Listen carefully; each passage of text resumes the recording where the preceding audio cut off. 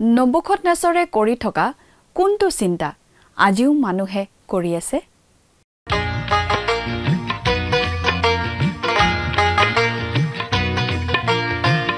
আজিৰে পবিত্ৰ ক্ষণতে নমস্কাৰ, আমাৰ ভক্তিবচন অনুষ্ঠানলৈ আপোনাক স্বাগতম জনাইছো। খ্ৰীষ্টীয় বিশ্বাসী লোকসকলৰ বাবে বিশেষভাৱে প্ৰস্তুত কৰা এই ভক্তিবচন অনুষ্ঠানটো হৈছে বাইবেল অধ্যয়নৰ ধাৰাবাহিক অসমীয়া অনুষ্ঠান। বাইবেলৰ গোটেই ৬৬খন পুস্তকৰে আমি ইয়াত অধ্যয়ন কৰিম।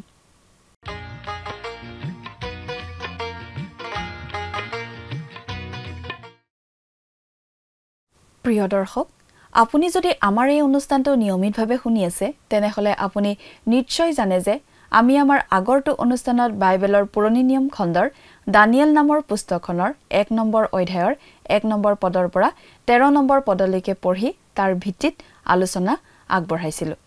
আজিৰ অনুষ্ঠানত এই দানিয়েল পুস্তকৰ ১ নম্বৰ অধ্যায়ৰ ১৪ নম্বৰ পদৰ পৰা ২ নম্বৰ অধ্যায়ৰ ১ নম্বৰ পদলৈকে পঢ়ি তাৰ ভিত্তিত আলোচনা আগবঢ়োৱা হ'ব। জিহুৱাকিমৰ ৰাজত্বকালত বাবিলৰ ৰজা নবুখদনেছৰে প্ৰথমবাৰ জেৰুজালেমৰ বিৰুদ্ধে আহিছিল। নগৰখন ধ্বংস কৰা নহলেও প্ৰথম এটা দলক বন্দী কৰি বাবিললৈ লৈ যোৱা হৈছিল। সেই দলটোতে আছিল দানিয়েল, তেওঁৰ ৩জন বন্ধু আৰু আক্ষৰিক অৰ্থত আন হাজাৰ হাজাৰ লোক।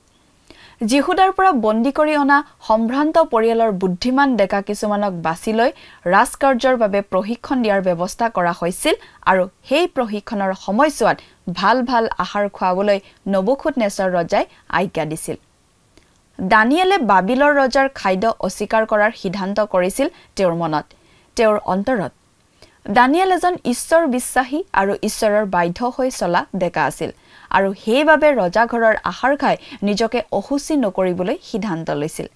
দানিয়েল আৰু তেওঁৰ ৩জন বন্ধুৱে সেই সাহসী সিদ্ধান্তটো লৈছিল। তেওঁলোকৰ দায়িত্বত থকা ব্যক্তিজনক দানিয়েলে অনুৰোধ কৰিছিল তেওঁলোকক যাতে শাক পাচলিহে খাবলৈ দিয়া হয়। 10 দিন তেনেদৰে খোৱাৰ পাছত তেওঁলোকক পৰীক্ষা কৰি যদি সতেজ আৰু সবল হৈ থকা পায় তেনেহলে তেওঁলোকক শাক পাচলিকে খাবলৈ দি থাকিব বুলি অনুৰোধ কৰিছিল। দানিয়েল আৰু বন্ধুসকলৰ দায়িত্বত থকা বিষয়াজনে দানিয়েলৰ অনুৰোধ মানি ল'বলৈ যথেষ্ট অনিচ্ছুক আছিল, কাৰণ তেওঁ বেবিলনৰ সংস্কৃতিত ডাঙৰ দীঘল হৈছিল আৰু তেওঁ বিশ্বাস কৰিছিল যে এই ভাল ভাল খাদ্যবোৰেই হৈছে প্ৰতিভাশালী ব্যক্তি সৃষ্টি কৰা বস্তু।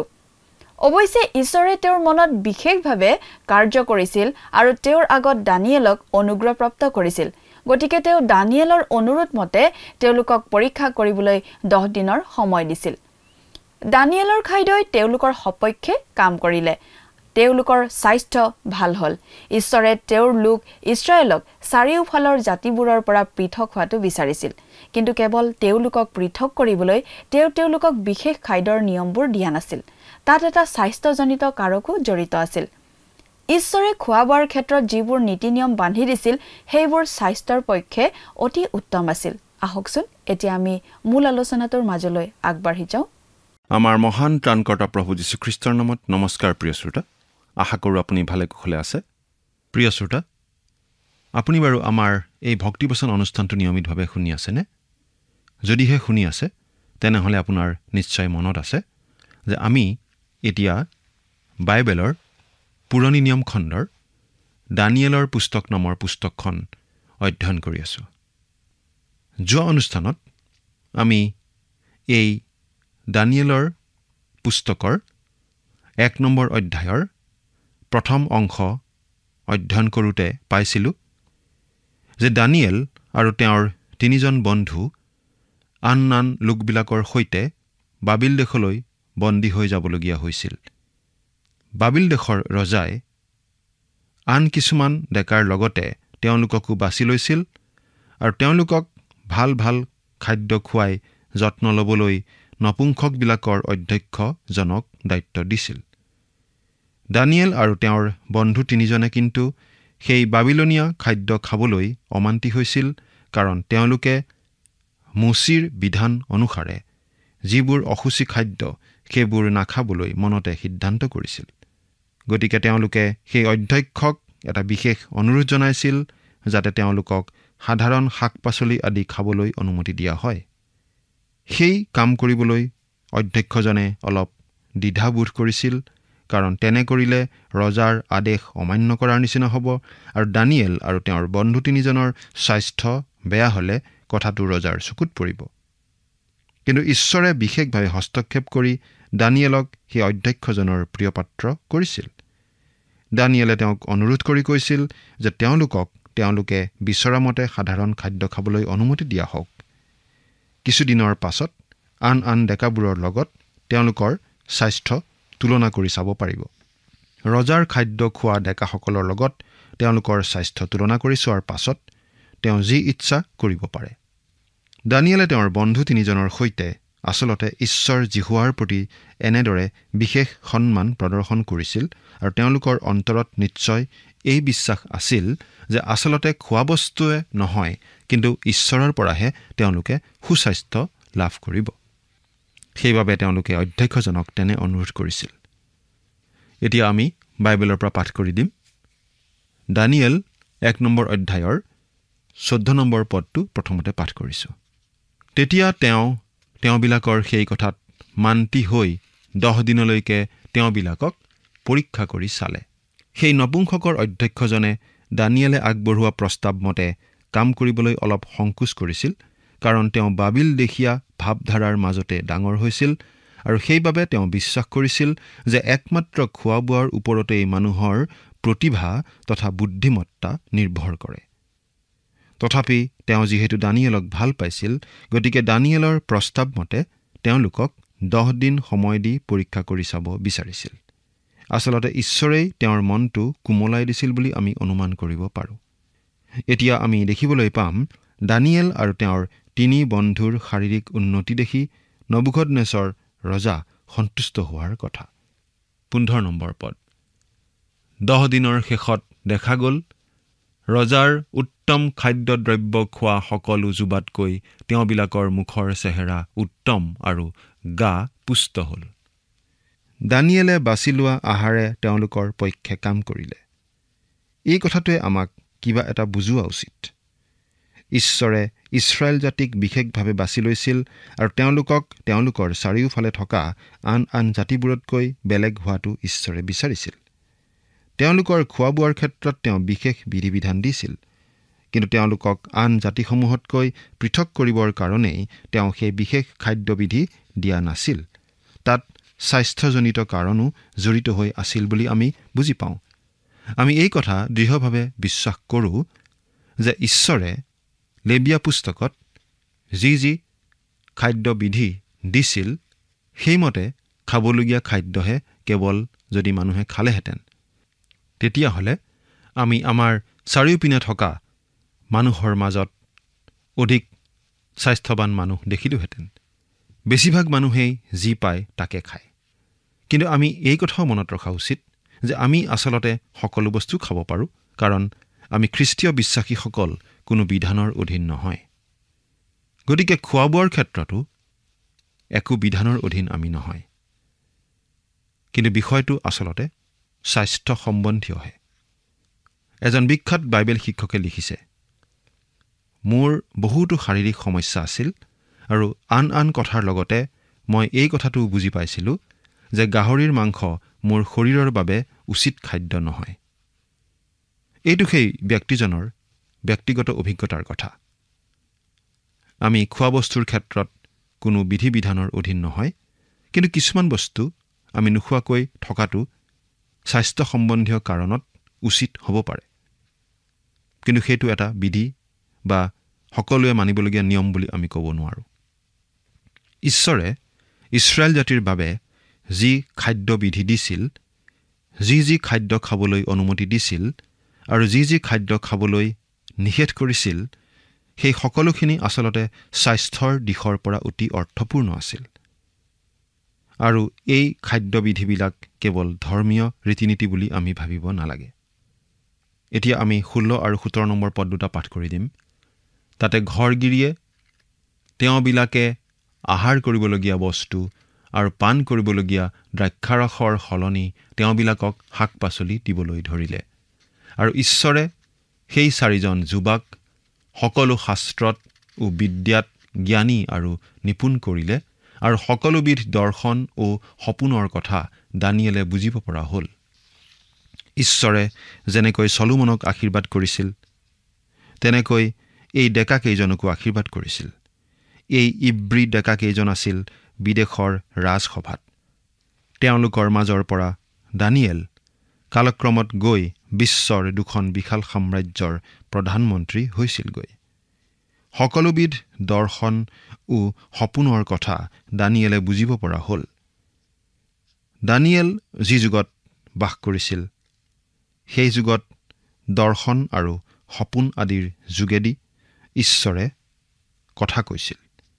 ঈশ্বৰে দৰ্শন আৰু সপোনৰ সহায়ত প্ৰয়োজন সাপেক্ষে মানুহক জনাবলগীয়া কথা কিছুমান জনাইছিল।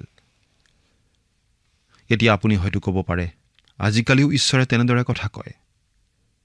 কোনোবাই হয়তো ক'ব পাৰে যে ঈশ্বৰে তেওঁক সপোনত কথা কৈছে। তেনেকুৱা লোকৰ কথাত আমি হ'লে হয় ভৰ নিদিম। আমি ভাবোঁ ঈশ্বৰে আজিকালি মানুহক তেনেদৰে কথা নকয়। কিয়? কাৰণ ঈশ্বৰে আজি আমাক কথা কয় তেওঁৰ লিখিত বাক্যৰ যোগেদি, অৰ্থাৎ বাইবেল শাস্ত্ৰৰ যোগেদি। অৱশ্যে কোনোবা বিশেষ ঠাইত কিবা বিশেষ পৰিস্থিতিত কেতিয়াবা ঈশ্বৰে অগতানুগতিক হিচাপে মানুহক কেতিয়াবা কিবা জনাব পাৰে। কিন্তু সেইটো এটা ব্যতিক্ৰম ঘটনাহে হয়। সাধাৰণভাৱে ক'বলৈ গ'লে ঈশ্বৰে আজি আমাক তেওঁৰ বাক্যৰ যোগেদি কথা কয়, কোনো সপোন বা দৰ্শনৰ যোগেদি নহয়। বহুত মানুহে ঈশ্বৰৰ বাক্যৰ বিষয়ে সপোন দেখাটো বেছি সহজ পায়, কিন্তু ঈশ্বৰৰ বাক্য অধ্যয়ন কৰিবলৈ টান পায়। এনেকুৱা বহুতো ছাত্ৰ ছাত্ৰী আছে যিসকলে পৰীক্ষাৰ আগদিনা ৰাতি খুব ধাৰ্মিকভাৱেৰে প্ৰাৰ্থনা কৰে। তেওঁলোকে পঢ়া শুনা বেছি নকৰে, কিন্তু পৰীক্ষাৰ বিষয়ে হ'লে খুব ধাৰ্মিকভাৱেৰে প্ৰাৰ্থনা কৰে। এবাৰ এজন ছাত্ৰই কৈছিল, তেওঁ বোলে পৰীক্ষাৰ আগদিনাখন ৰাতি শুওঁতে গাৰুৰ তলত বাইবেলখন থৈ দিছিল। তেওঁ সোধা হ'ল, তুমি বাৰু ভাবা নেকি তেনেকৈ প্ৰাৰ্থনা কৰিলে আৰু গাৰুৰ তলত বাইবেলখন থৈ শুলেই পৰীক্ষাত জিহুদা আৰু ইছৰাইলৰ ৰজাবিলাকৰ নাম চৰাইৰ পাখিৰ মাজৰ পৰা ওলোৱাৰ নিচিনাকৈ ওলাই আহি তোমাৰ মগজুত সোমাই যাব? তেওঁ একো উত্তৰ দিয়া নাছিল। পবিত্ৰ আত্মা এলেহুৱা মানুহ এজনৰ বাবে সহায়কাৰী নাইবা খুৰাৰ পেং নহয়। আমি কৰিবলগীয়া কাম কৰিবই লাগিব। আমি ঈশ্বৰৰ বাক্য অধ্যয়ন কৰিবই লাগিব। আজি ঈশ্বৰে আমাক কথা কয় তেওঁৰ লিখিত বাক্যৰ যোগেদি। কিন্তু দানিয়েলৰ সময়ত কথাটো বেলেগ আছিল। সেই সময়ত লিখিত ৰূপত সম্পূৰ্ণ বাইবেলখন নাছিল। ঈশ্বৰে ভাৱবাদী আদিৰ যোগেদি কথা কৈছিল, সপোন দৰ্শন আদিৰ যোগেদি কথা জনাইছিল। ঈশ্বৰে দানিয়েলক স্পষ্টভাৱে শুনিব পৰাকৈ কথা কৈছিল, কাৰণ দানিয়েলৰ যোগেদি তেওঁ এই দানিয়েল ভাৱবাদীৰ পুস্তকখন লিখাই আছিল। সমালোচকসকলে আজি যি বুলিয়েই নকওক কিয় এই পুস্তকখন দানিয়েলেই লিখিছিল। এই পুস্তকখন 300-400 বছৰমান পাছত লিখা পুস্তক নহয়। 18 নম্বৰ পদ। পাছে ৰজাই যি সময়ৰ পাছত সকলোকে আনিবলৈ আজ্ঞা কৰিছিল, সেই সময় পূৰ হলত নপুংসকবিলাকৰ অধ্যক্ষই নবুখদনেছৰৰ আগত তেওঁবিলাকক উপস্থিত কৰিলে। সেই ডেকাসকলক যি প্ৰশিক্ষণ দিবলৈ কোৱা হৈছিল, সেইমতে প্ৰশিক্ষণ তেওঁলোকক দিয়া হ'ল নে নাই সেইটো নবুখদনেছৰ ৰজাই চাব। এইখিনিতে আমাৰ মনলৈ এটা কথা আহে। কিছুমান দেশত এটা বিশেষ ধৰণৰ শাসন পদ্ধতি চলে, আৰু সেই বিশেষ ধৰণৰ পদ্ধতিত বিশ্বাস কৰা লোকসকলে তেওঁলোকৰ মতাদৰ্শ মানি নচলা লোকসকলক ব্ৰেইন ৱাছ কৰে। ব্ৰেইন ৱাছ কৰা মানে তেওঁলোকে মানুহজনক একেবাৰে মানসিকভাৱে ভাঙি পেলাব খোজে, শাৰীৰিক মানসিকভাৱে জুৰুলা কৰি পেলায়, আৰু তেনেকুৱা মানুহৰ ইচ্ছা শক্তিও দুৰ্বল কৰি পেলাই নিজৰ মতাদৰ্শ সেই মানুহজনৰ মনত সুমুৱাই দিব বিচাৰে। যিকোনো মানুহকেই আচলতে এই পদ্ধতিৰে ভাঙি পেলাব পাৰি, আৰু এদিন নহয় এদিন মানুহজন বশ হৈ পৰে। সকলো মানুহৰ এই সহ্যৰ এটা সীমা থাকে। গতিকে সেই সীমা পাৰ হৈ যোৱাৰ পাছত আগতে নমনা কথাও মানিবলৈ দ্বিধাবোধ নকৰা হয়, নিজৰ মন নোহোৱাৰ নিচিনা হৈ পৰে। কিন্তু নবুখদনেছৰ ৰজাৰ পদ্ধতি বেলেগ আছিল। তেওঁ সেই ডেকাসকলক সুন্দৰ সুন্দৰ আহাৰ খাবলৈ দিছিল। তাৰ পাছত তেওঁ সেই ডেকাসকলক পৰীক্ষা কৰিছিল আৰু অৱশেষত তেওঁলোকক ভাল ভাল পদত মকৰল কৰিছিল। অৰ্থাৎ তেওঁ গোটেই কামখিনি ভালভাৱে কৰিছিল, বন্ধুত্বপূৰ্ণভাৱেৰে কৰিছিল, জোৰকৈ কৰা নাছিল। তেওঁৰ দৰ্শন এনেকুৱাই আছিল। বন্ধু গঢ়া আৰু মানুহক প্ৰভাৱিত কৰাৰ পদ্ধতি তেওঁৰ এনেকুৱাই আছিল। 19 নম্বৰ পদ। তেতিয়া ৰজাই তেওঁবিলাকৰ লগত কথা-বাৰ্তা হলত তেওঁবিলাকৰ মাজত দানিয়েল, হননিয়া, মিছায়েল আৰু অজৰিয়া এইকেইজনৰ সমান আন কাকো পোৱা নগ'ল। এই হেতুকে তেতিয়াৰে পৰা তেওঁবিলাক ৰজাৰ আগত থিয় হ'ল। ৰজাই সেই ডেকাবোৰৰ লগত কথা-বতৰা পাতিলে আৰু কথা-বতৰা পাতি তেওঁলোকৰ বুদ্ধিমত্তাৰ পৰিচয় ল'লে। তেনেদৰে কথা পাতি ৰজাই দেখিবলৈ পালে যে সকলোবিলাকৰ মাজত 4জন ডেকা কথাই বতৰাই বিদ্যাই বুদ্ধিয়ে সকলো পিনে আগবঢ়া। আৰু সেই ডেকাকেইজন আন কোনো নহয়, দানিয়েল আৰু তেওঁৰ 3 বন্ধু হননিয়া, মিছায়েল আৰু অজৰিয়া। ছদ্ৰক, মেছক আৰু অবেদনগো। তেওঁলোকৰ বুদ্ধিৰ প্ৰখৰতাত ৰজা মুগ্ধ হ'ল আৰু তেওঁলোকক ৰজাই বিশেষ পদবী দান কৰিলে। তেওঁলোক ৰজাৰ গুৰুত্বপূৰ্ণ বিষয়া হ'ল।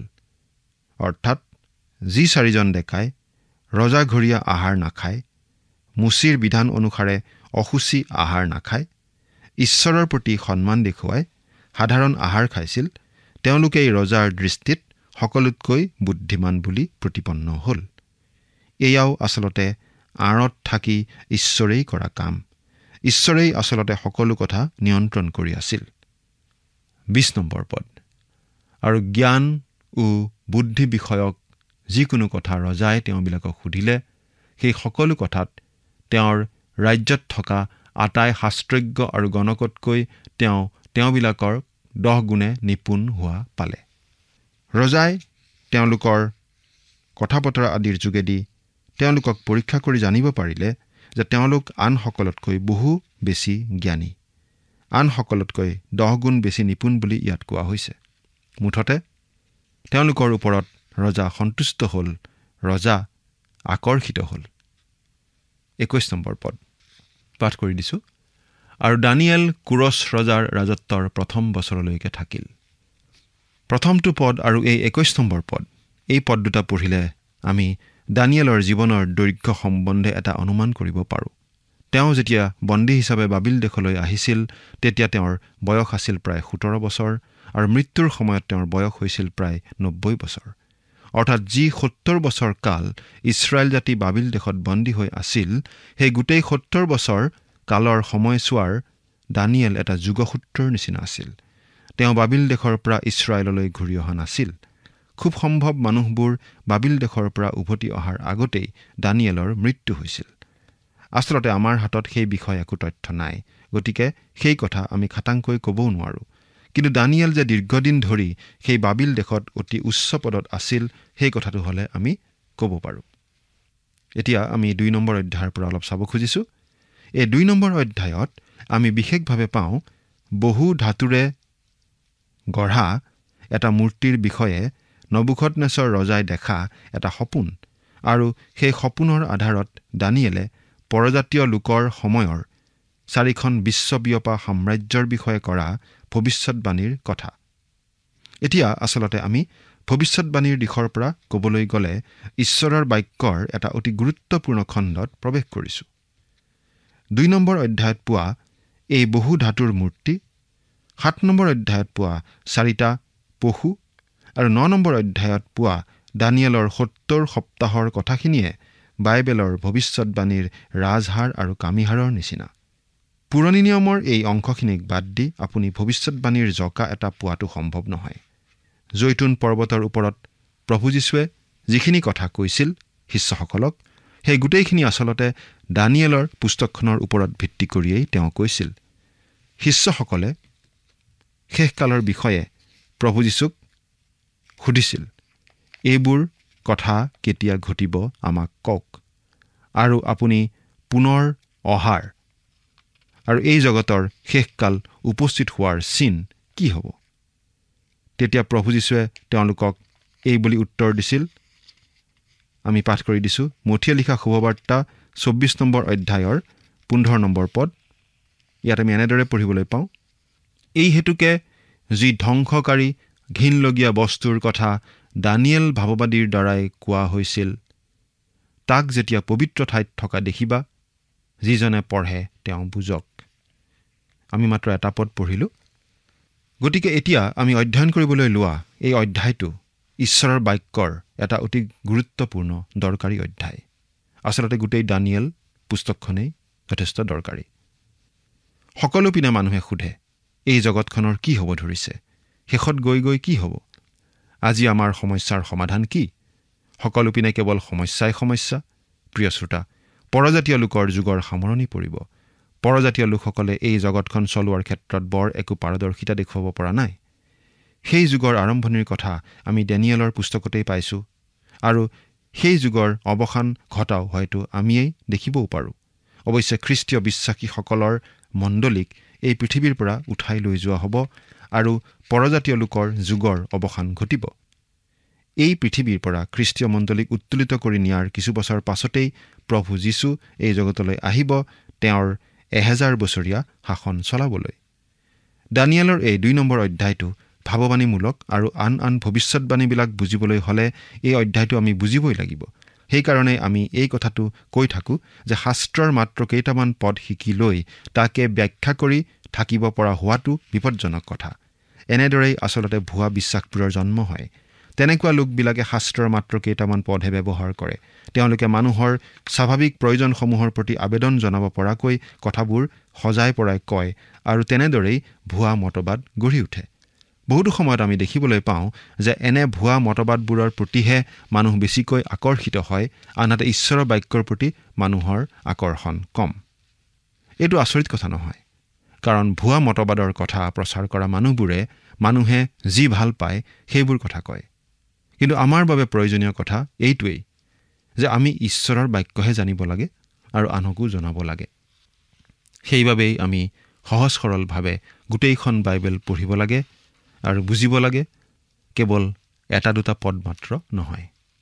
যি কি নহওক, এতিয়া আমি 2 নম্বৰ অধ্যায়ৰ প্ৰথম পদটো পঢ়ি দিছোঁ। নবুখদনেছৰে তেওঁৰ ৰাজত্বৰ 2য় বছৰত এটা গুৰুতৰ সপোন দেখিলে। তাতে তেওঁৰ মন চিন্তিত হোৱাত টোপনি ভাগিল। নবুখদনেছৰ ৰজা অতি উচ্চ আসনত অধিষ্ঠিত ৰজা আছিল। তেওঁৰ নেতৃত্বত তেওঁৰ সাম্ৰাজ্যই উন্নতিৰ উচ্চ শিখৰত আৰোহণ কৰিছিল। প্ৰকৃততে বাবিলনেই আছিল প্ৰথমখন বিশ্ববিয়পা সাম্ৰাজ্য। নবুখদনেছৰে যিটো কৰিবলৈ সক্ষম হৈছিল সেইটো মিছৰীয়াসকলেও কৰিব পৰা নাছিল, কাৰণ মিছৰীয়াসকল নিজক লৈয়েই ব্যস্ত আছিল। ফৰোনে আচলতে কৰা সকলোতকৈ ডাঙৰ ভুলটো আছিল নীল নদী এৰি অহা, কাৰণ তাতেই তেওঁ থাকিলে তেওঁ সম্পূৰ্ণ সুৰক্ষিত আছিল। তেওঁৰ চাৰিওপিনে আছিল মৰুভূমিৰ এখন প্ৰাচীৰ। সেই মৰুভূমি আনে ভেদ কৰি তেওঁক আক্ৰমণ কৰাটো সম্ভৱপৰ নাছিল। তেওঁ কেৱল নীল নদীখন পহৰা দিলেই যথেষ্ট আছিল, কাৰণ সেই নীল নদীয়েই আচলতে মিছৰত সোমোৱাৰ একমাত্ৰ বাট যেন আছিল। তেওঁলোকে যদিও সাম্ৰাজ্য বিস্তাৰ কৰিব খুজিছিল, কিন্তু তেওঁলোক কেতিয়াও প্ৰকৃত অৰ্থত বিশ্বশক্তি হ'ব পৰা নাছিল। অৱশ্যে কিছুমান দেশৰ ওপৰত তেওঁলোকৰ নিশ্চয় প্ৰভাৱ পৰিছিল। আনহাতে নবুখদনেছৰ আছিল এজন সৰু নেতা, কিন্তু তেওঁ বহুতো ফৈদক একত্ৰিত কৰি লৈছিল। তাৰ পাছত তেওঁলোকে ওচৰীয়া সাম্ৰাজ্য অধিকাৰ কৰিছিল। তাৰ পাছত ছিৰিয়া আৰু তেনেদৰে জয়যাত্ৰা চলি গৈছিল। তেওঁ মিছৰীয়াবোৰকো পৰাস্ত কৰিছিল। গ্ৰীকবিলাকো হয়তো পৰাস্ত হ'লহেঁতেন, কিন্তু তেওঁ সেইপিনে নগ'ল। তেওঁ কৰাৰ প্ৰয়োজনো নাছিল, কাৰণ তেওঁ আচলতে সেই সময়ৰ বিদিত পৃথিৱীখন প্ৰায় অধিকাৰ কৰিছিলেই। তেওঁ চিন্তা কৰি দেখিলে যে তেওঁ আচলতে এজন বিশ্ব সম্ৰাট হৈ পৰিল, আৰু তেনে এটা সময়তেই ঈশ্বৰে তেওঁক কথা ক'লে। নবুখদনেছৰ ৰজাই ৰাতি তেওঁৰ সেই বিশাল সাম্ৰাজ্যখনৰ ভৱিষ্যতৰ কথা চিন্তা কৰি আছিল, আৰু ঈশ্বৰে তেওঁক উত্তৰ দিছিল। আচলতে আজি প্ৰায় 2500 বছৰ পাছতো মানুহে সেই একে চিন্তাকেই কৰি আছে, এই পৃথিৱীখনৰ কি হ'ব ধৰিছে। কিন্তু তাৰ উত্তৰটো আচলতে এই 2 নম্বৰ অধ্যায়টোতে আছে। প্ৰিয় শ্ৰোতা, আজিলৈ আমি আমাৰ অধ্যয়ন ইমানতেই সামৰিছোঁ। পৰৱৰ্তী অনুষ্ঠানত পুনৰ লগ পোৱাৰ আশাৰে বিদায় মাগিছোঁ। ঈশ্বৰ আপোনাক আশীৰ্বাদ কৰক। আমেন।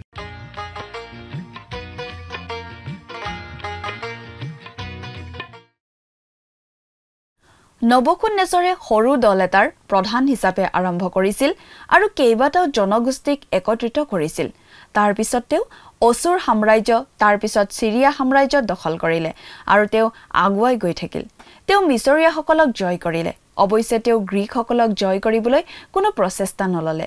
তেওঁ আচলতে তেতিয়াৰ পৰিচিত পৃথিৱীখনত শাসন কৰি আছিল। নবুকদনেছৰ এনেদৰে এখন বিশ্ব সাম্ৰাজ্যৰ শাসক হৈ আছিল, কিন্তু সেই প্ৰবল প্ৰতাপী নবুকদনেছৰ চিন্তাত পৰিছিল। তেওঁ টোপনিতে অশান্তি পাইছিল। তেওঁ প্ৰতিষ্ঠা কৰা এই মহান সাম্ৰাজ্যখনৰ ভৱিষ্যতৰ কথা তেওঁ ভাবিছিল। এই সকলোবোৰৰ শেষ কেনেদৰে হ'ব? নবুকদনেছৰৰ পৰা প্ৰায় 2500 বছৰ পাৰ হৈ গ'ল আৰু মানুহে এতিয়াও সেই বিষয়ে চিন্তা কৰি আছে। প্ৰিয় দৰ্শক, আজিলৈ আমাৰ অনুষ্ঠানটো ইমানতে সামৰণি মাৰিব খুজিছোঁ। পৰৱৰ্তী অনুষ্ঠানত আপোনালোকক পুনৰ লগ পোৱাৰ আশা ৰাখিছোঁ। সামৰণি মৰাৰ আগতে আহকচোন আমি খন্তেক প্ৰাৰ্থনাত মূৰ্ণত কৰোঁ হওক। স্বৰ্গত থকা অতি মৰমীয়াল দয়ালু পিতৃ ঈশ্বৰ, প্ৰভু তোমাক ধন্যবাদ দিছোঁ। সুন্দৰ সময় প্ৰভু তুমি আমাক দিয়াৰ বাবে, তোমাৰ পবিত্ৰ বাক্য অধ্যয়নৰ বাবে। দয়ালু মৰমীয়াল পিতৃ ঈশ্বৰ, এইমতে প্ৰাৰ্থনা কৰিছোঁ প্ৰতিজন দৰ্শকসকলৰ বাবে।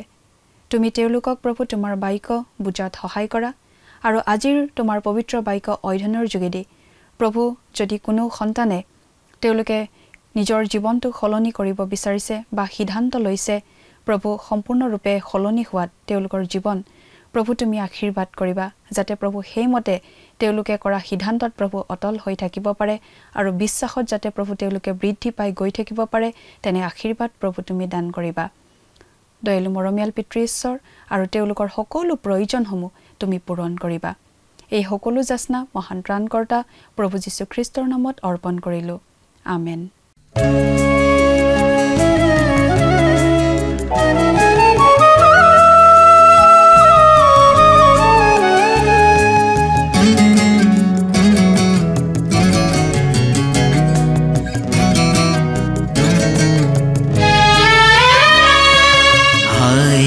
মনৰ ভাৱনাবোৰ সুখে কৰে হিয়া গধুৰ, এই আত্মগ্লানিয়ে অশ্ৰুধাৰীৰে আনিছে চৰণলৈ যিচুৰ।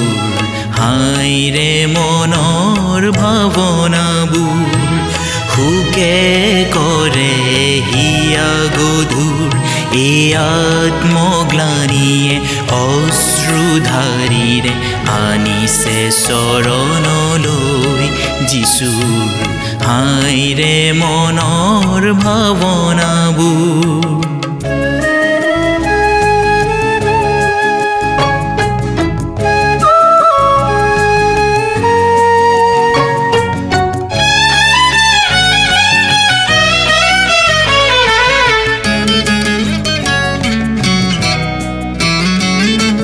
বন্দী ভাৱৰ গাঁৱৰ খেলা প্ৰাণৰ চুপনি। প্ৰিয় শ্ৰোতা দৰ্শক, আশা কৰোঁ ভক্তিবচন অনুষ্ঠানটি উপভোগ কৰি আপোনাৰ নিশ্চয় ভাল লাগিছে। এই বিষয়ে আপোনাৰ মতামত জানিব পাৰিলে আমি নথৈ আনন্দিত হ'ম। আপোনাৰ যদি আমাৰ এই অনুষ্ঠানটি উপভোগ কৰি ভাল লাগিছে, তেন্তে অনুগ্ৰহ কৰি আমালৈ এটি মিছ কল দিয়কচোন। আপোনাৰ এটা মিছ কল আমাৰ বাবে অতি মূল্যৱান। প্ৰতিটো মিছ কল দিয়া সকলৰ মাজৰ পৰা এজন বিশেষ দৰ্শকক বাছি লৈ সপ্তাহৰ শেষত পুৰস্কৃতও কৰা হ'ব। মিছ কল দিয়া নম্বৰটো হৈছে 0444908125। আপোনাৰ যদি কিবা প্ৰাৰ্থনাৰ বিষয় থাকে বা অধিক জানিবলৈ ইচ্ছা কৰে, তেন্তে টেলিফোনৰ মাধ্যমেৰেও আমাক যোগাযোগ কৰিব পাৰে। আমাৰ টেলিফোন নম্বৰটো হৈছে 7429840242। আপুনি আমালৈ ইমেইল অথবা পত্ৰযোগেও যোগাযোগ কৰিব পাৰে। তাৰ বাবে আমাৰ ইমেইল ID আৰু পোষ্টেল এড্ৰেছটো টিভি পৰ্দাত চাই লওকচোন। পুনৰ লগ পোৱাৰ আশাৰে আজিলৈ ইমানতে সামৰিছোঁ। ঈশ্বৰে আপোনাক আশীৰ্বাদ কৰক। ধন্যবাদ।